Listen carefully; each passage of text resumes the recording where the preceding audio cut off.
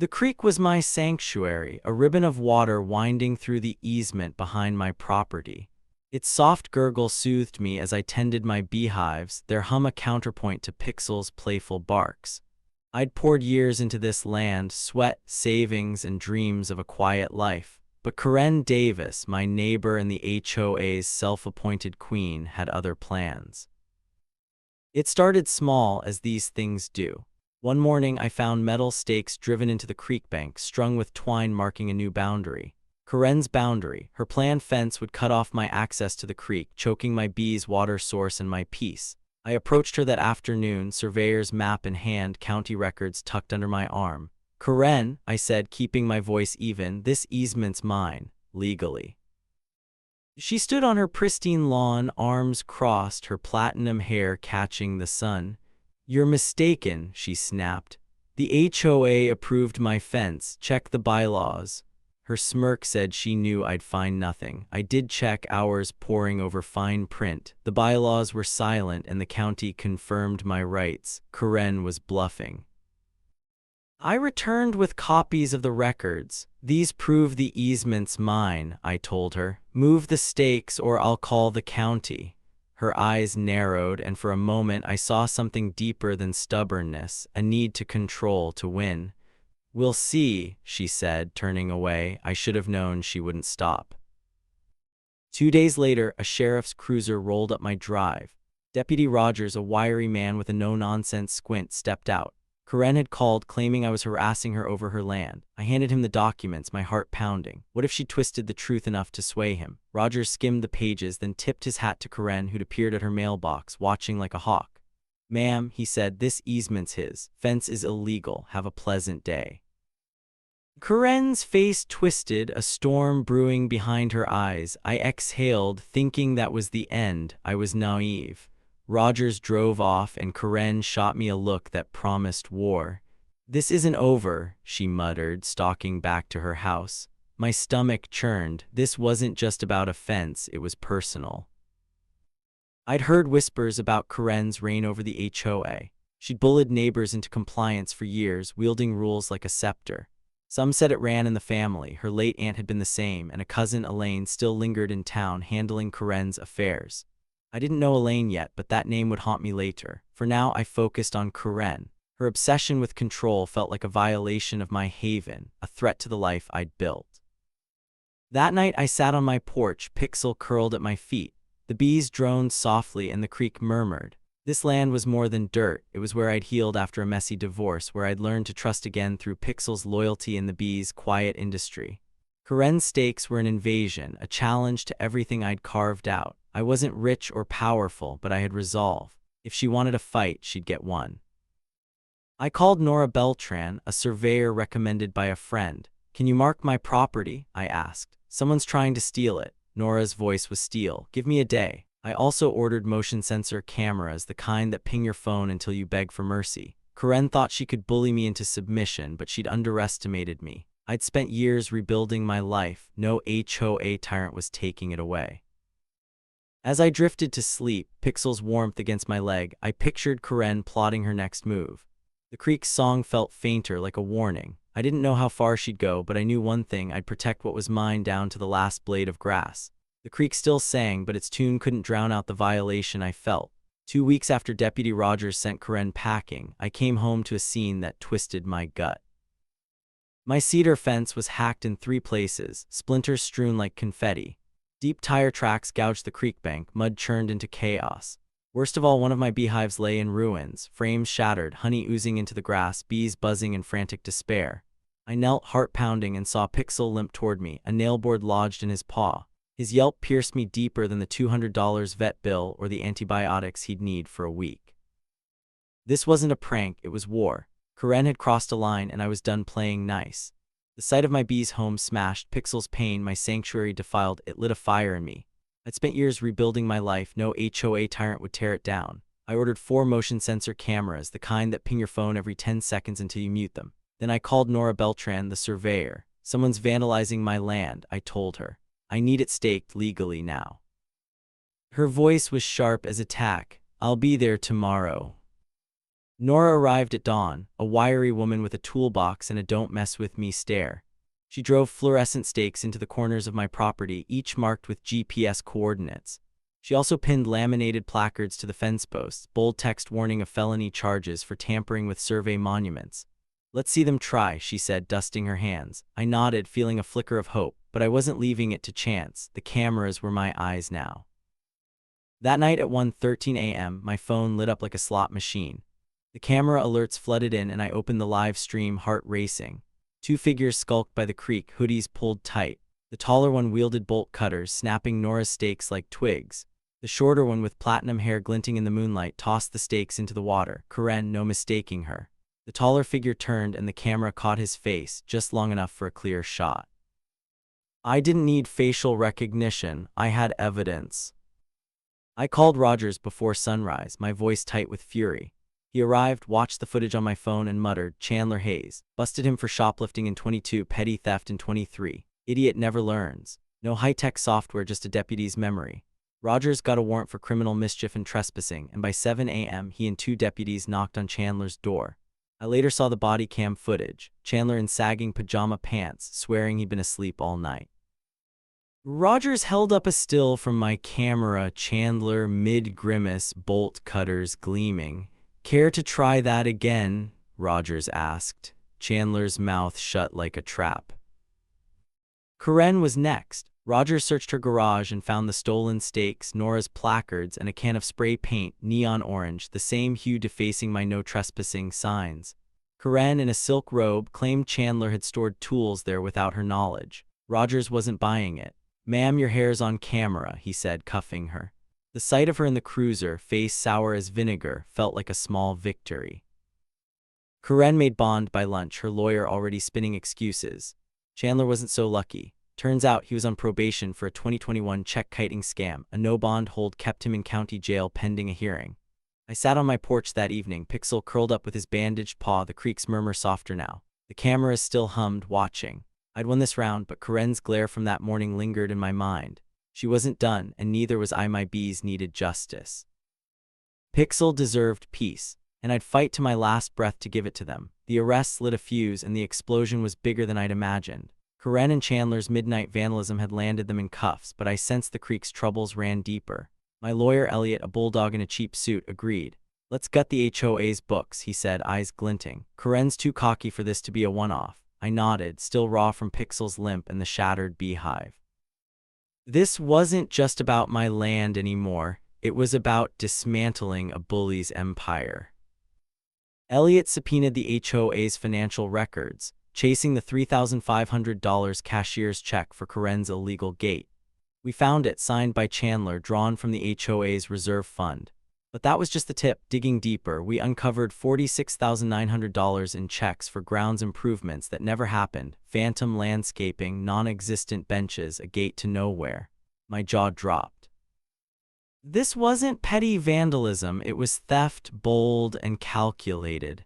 The HOA board, a mix of retirees and overworked parents, was horrified. They voted unanimously to press charges, their trust in Karen shattered. Detective Miriam Page from the county's white-collar crime unit took the reins. She seized Chandler's home computer and unearthed a digital paper trail, forged receipts, fake meeting minutes, even a word template for neon green approval stamps used on bogus invoices. The kicker, Chandler had funneled $10,000 to Karen's personal account, labeled as consulting fees. I sat back, stunned. Karen hadn't just wanted my creek, she'd been milking the HOA for years, bending it to her will like a personal fiefdom. Page's interviews with Chandler painted a clearer picture. Karen saw the HOA as her kingdom, my land as her final conquest. She promised Chandler a slice of my creek front for condos, using his bookkeeping access to fund her schemes. Her need to dominate wasn't new. Neighbors whispered she'd strong-armed votes and silenced dissent since taking the HOA helm. I felt a mix of disgust and vindication. My bees, Pixel, my peace, they'd been collateral damage in her power grab. But now she was exposed, and I'd helped light the match. Karen lawyered up fast. Her attorney, James Hall, charged $600 an hour and dodged questions like a politician. but Chandler, facing felony theft charges and a probation revocation from his 2021 check kiting scam, was desperate. Page offered him a deal, testify truthfully, and the DA might shave time off his sentence. Chandler took it, his loyalty to Karen crumbling like dry clay. "He's spilling everything," Elliot told me over coffee. "Karen's done." I wanted to believe it, but Karen's glare from her arrest day haunted me. She wasn't the type to go quietly. Still, small wins were stacking up. The HOA board sent me a letter apologizing for Karen's misconduct and promising reforms. Nora's survey stakes, replaced at county expense, stood firm by the creek. Pixel's paw was healing, though he still flinched at loud noises. I'd sit by the hives, listening to the bees hum, and feel a flicker of hope. This land was mine, and I was clawing it back piece by piece. One evening, I walked the creek bank, camera alert silent for the first time in weeks. The water sparkled under the setting sun, and Pixel trotted beside me, tail wagging. I thought of Karen out on bond, plotting her defense. Chandler's testimony would bury her, but I braced for her next move. She'd underestimated me once, my cameras, my resolve, my refusal to bend. Let her try again. I'd be ready with Elliot's subpoenas, Page's evidence, and the truth on my side. The creek sang, and for a moment I let myself believe justice was close.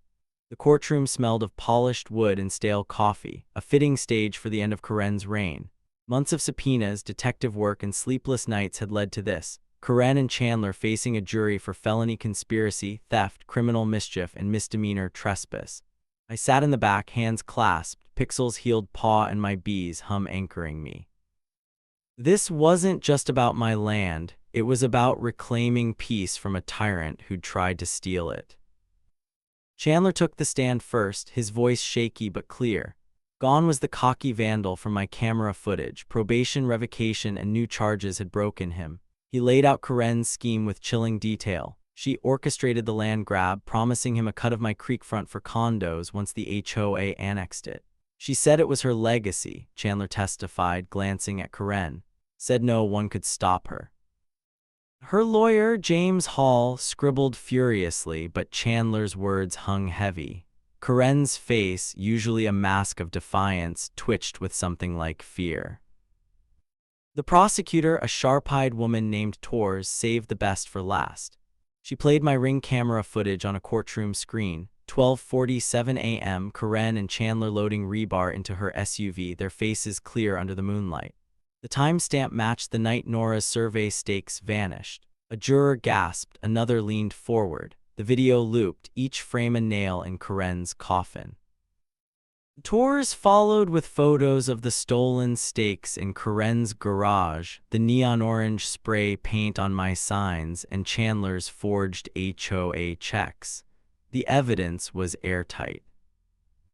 Karen's defense was flimsy. Hall argued she'd been misled by Chandler, a troubled young man who'd acted alone, but the jury wasn't buying it. After 4 hours of deliberation, the foreman stood. "Guilty on all counts," he said. The words hit me like a wave, washing away months of dread. Karen's shoulders slumped. Chandler stared at the floor. I exhaled, feeling lighter than I had in years. The sentencing came a week later. Karen got 18 months in prison, $32,000 in restitution to me for my fence, beehive, and Pixel's vet bills, and $46,900 to the HOA for the stolen funds. A 5-year no-contact order would keep her away long after her release. Chandler faced 4 years, with parole eligibility in 2, thanks to his testimony. As Karen was led away in cuffs, our eyes met. Her glare was venomous, but I raised a hand in a polite wave, not out of spite, but because it felt final. She'd lost, and I'd won back my sanctuary. Outside the courthouse, the creek's distant song seemed louder, as if celebrating. Elliot clapped my shoulder. "You did good," he said. I nodded, but my mind was on the land. The bees needed new frames, Pixel deserved open fields, and I craved the quiet I'd fought for.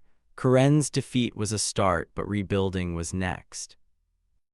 That evening, I walked my property, the fluorescent stakes gleaming under dusk's glow. Pixel trotted beside me, his tail a metronome of joy. The hives hummed, resilient despite the chaos.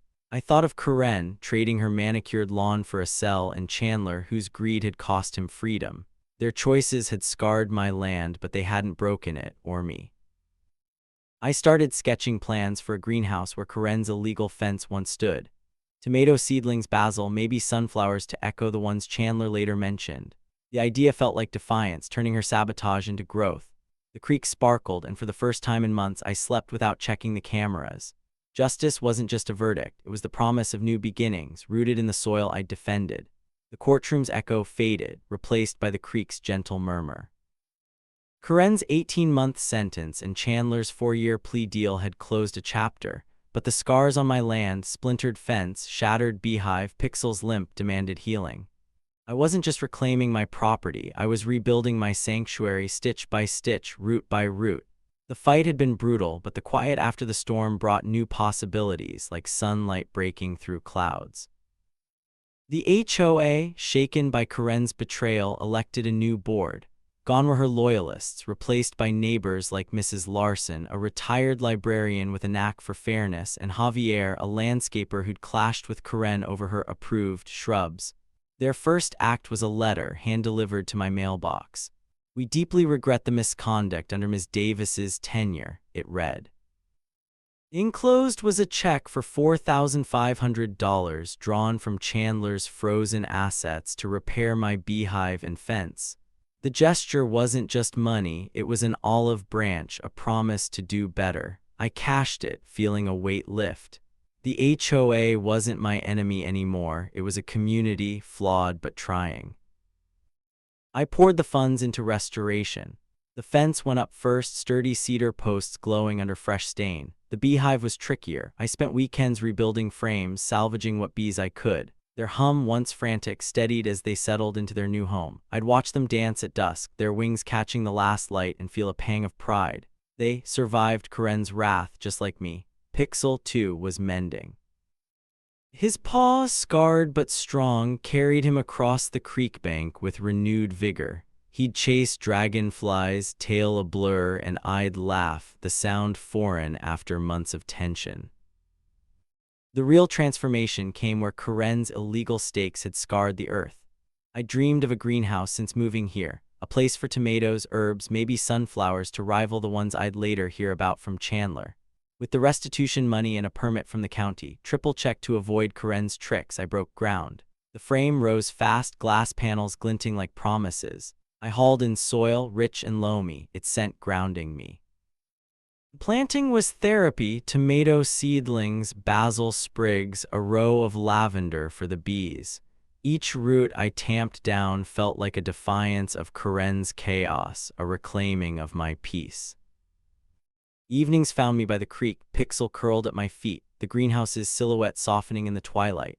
The cameras, once my sentinels, gathered dust in a drawer. I didn't need them now. The stakes Nora had replaced stood firm, and the HOA's new transparency meant no more midnight vandals. Yet I stayed vigilant. Karen's cousin Elaine had been mentioned in passing during the trial, a shadow lingering in town.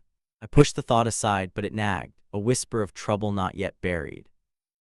The bees thrived, their honey sweeter for the struggle. I bottled a batch, gifting a jar to Mrs. Larson with a note, "For a new start." She beamed, inviting me to the next HOA meeting. I went hesitant and found neighbors sharing ideas, not grudges. Javier pitched a community garden, and I offered tips on pollinators. For the first time, I felt like part of something, not a lone warrior guarding my plot. One night, I sat in the greenhouse, its air warm with earth and growth. Pixel snored softly, sprawled on a burlap sack. The creek sang beyond the glass, its melody unbroken. I thought of Karen, her manicured lawn now empty, her power stripped. She tried to break me, to steal what I'd built after years of piecing myself back together. She failed. This land, these bees, this dog, they were mine, earned through sweat and stubbornness. The greenhouse was more than a structure. It was a monument to survival, a middle finger to her tyranny. I sketched plans for spring: more hives, a trellis for beans, maybe a bench by the creek. The future felt open, not a battlefield but a canvas. Peace wasn't just the absence of conflict, it was this, the hum of life reclaiming what was torn. I didn't know Elaine's shadow loomed, or that Chandler's letter would stir old wounds. For now, I let the moment hold me, the creek's song a lullaby, the greenhouse a beacon of beginnings. The greenhouse glass fogged with morning dew, the creek's murmur a steady pulse beyond. Months had passed since Karen's sentencing, and my land, Pixel's playground, the bees' haven, was mine again, its boundaries marked by Nora's unyielding stakes. The $4,500 from the HOA had rebuilt my hive and fence, and the greenhouse stood where Karen's illegal stakes once scarred the earth. Peace had settled, fragile but real. I thought the fight was over. Then Elaine Castor arrived, a ghost from Karen's shadow, threatening to unravel it all. Elaine's letter came in a crisp envelope, her handwriting sharp as a blade. She claimed to be Karen's cousin and heir, asserting a private right-of-way across my creekfront, granted by a deed Karen had supposedly signed before her arrest. The words hit like a punch: legal uncertainty, a forced settlement, another battle. My stomach churned. I'd fought too hard, lost too much, to let Karen's legacy haunt me through a proxy. Pixel sensed my tension, nudging my hand with his nose. I scratched his ears, grounding myself. This was my land, I'd prove it. I called Elliot, my lawyer, his voice a familiar growl. Sounds like a forgery, he said. Bring it to me. I drove to his office, the letter trembling in my grip. Elliot pored over it, then cross-checked county records. The deed was a sham, timestamps mismatched, signatures misaligned, no notary seal. Amateur hour, he snorted. He drafted a cease and desist, citing felony penalties for fraudulent filings. I added Nora's survey maps, each stake a testament to my rights. We filed a motion to dismiss, and within days, Elaine withdrew her claim, her lawyer citing clerical errors. No hearing, no settlement, just silence. I exhaled, the creek's song louder, as if laughing at her retreat. The victory was sweet but small. Then came the restitution checks, trickling in from the state's crime victim fund. Karen's prison wages, garnished at $58 a month, arrived in envelopes marked Department of Corrections. The sums were laughable. Decades wouldn't clear her $32,000 debt to me or the HOA's $46,900, but the symbolism mattered. Each check was a reminder. Karen, once the HOA's queen, was reduced to folding laundry behind bars, her power stripped. I taped the first check to the greenhouse wall, a trophy beside my tomato vines. The real surprise came in a scuffed envelope, postmarked from the county jail. Chandler's name stared back, his handwriting shaky. Inside was a letter, 2 pages of cramped script, and a folded sketch. "I'm sorry," he began. He'd earned a paralegal certificate in lockup, he wrote, and the weight of his actions, vandalizing my fence, stealing from the HOA, had settled. I was greedy, weak. Karen used me, but I let her. He detailed her promises of condos on my land, her grip on his debts. The apology wasn't polished, but it felt raw, earnest. The sketch was a hand-drawn map of my property with orchard placements marked: apples, pears, a row of sunflowers. "Plant these if you want," he wrote. "They'd suit the creek." I sat by the hives, Pixel sprawled in the grass, and read the letter twice. Chandler's betrayal had cost me: smashed hives, Pixel's pain, sleepless nights. Forgiveness wasn't easy, but his words stirred something. Not trust, not yet, but a crack in the anger I'd carried. I wrote back, brief but honest. "The sunflowers are taller than ever. No promises, but thanks." I mailed it, the act of release, like loosening a fist. The creek glittered under noon sun, its banks lush with new growth. The bees danced, their hum a steady heartbeat. I walked the property, Nora's stakes gleaming, and felt the land breathe with me. Elaine's claim had collapsed, Karen's checks were a slow drip of justice, and Chandler's letter, however small, closed a wound. I didn't know Sprout Tomorrow would soon transform Karen's old lot, or that I'd help plant its pollinators. For now, the greenhouse's warmth, Pixel's wagging tail, and the creek's song were enough. Full circle wasn't perfection, it was this, the quiet strength of a life reclaimed. The creek's song had grown sweeter, its banks lush with summer's end. Karen's prison cell and Chandler's parole hearings felt distant, their chaos buried under the greenhouse's thriving vines and Pixel's joyful bounds. My land was whole again, but the final victory came not from courtrooms or restitution checks. It bloomed on Karen's old lot, where Sprout Tomorrow, an organic farming nonprofit, turned her manicured lawn into a community garden. The irony was delicious. Karen's fortress of control, now a shared oasis. Sprout Tomorrow bought the property at auction, Karen's assets liquidated to cover her debts. Their director, Leela, a wiry botanist with dirt-streaked hands, knocked on my door one morning. "We're planting pollinators," she said, eyes bright. "Heard you know bees, want to consult." I hesitated. Karen's land still carried her shadow, but the chance to shape it into something good was too tempting. Count me in, I said, grabbing my notebook of hive notes. The first volunteer day was a revelation. I loaned Sprout Tomorrow my brush cutter, its growl drowning out memories of Karen's steaks. Deputy Rogers showed up, trading his badge for a shovel, his grin wide as he hauled compost. New HOA members like Javier and Mrs. Larson joined in, their laughter mingling with the clink of trowels. We tore out Karen's pristine grass, replacing it with raised beds, tomato trellises, and native wildflowers, milkweed for monarchs, coneflowers for my bees. The air smelled of fresh earth and possibility, each shovelful a middle finger to Karen's legacy. I advised on pollinator patches, sketching layouts for bee-friendly blooms. Plant these near the beds, I told Leela, pointing to clover and lavender. They'll draw my hives and boost your yields. She nodded, scribbling notes. A kid volunteer, barely 10, tugged my sleeve. Do bees like sunflowers? He asked. I thought of Chandler's sketch tucked in a drawer. They love M, I said, smiling. We sowed a row, their seeds a quiet nod to his apology. The work was therapy. Karen had wielded HOA rules to divide us, her lawn a symbol of exclusion. Now it was a shared canvas, neighbors sweating side by side. Rogers told stories of petty calls he'd handled under Karen's reign, fines for unapproved mailboxes, threats over kids' chalk drawings. This, he said, gesturing to the beds, is better. Javier agreed, planting peppers with a grin. She'd hate this chaos, he laughed. I chuckled, imagining Karen's scowl from her cell. By dusk, the lot was transformed. Tomato vines curled upward, wildflowers swayed, and the creek's reflection danced on the beds. I stood back, Pixel panting at my side, and felt a knot loosen in my chest. This wasn't just a garden, it was redemption, a community stitching itself together where Karen had torn it apart. My bees would thrive here, their hum joining the chorus of growth. I walked home, the greenhouse glowing under twilight. Sprout Tomorrow's work wasn't mine, but I'd helped plant its roots. Karen's defeat was final, not in her sentence, but in this act of creation. The creek sang, and I let it carry away the last of her shadow. Pixel nudged my hand, ready for his evening romp. We'd earned this victory, and it tasted like earth, laughter, and the promise of harvest.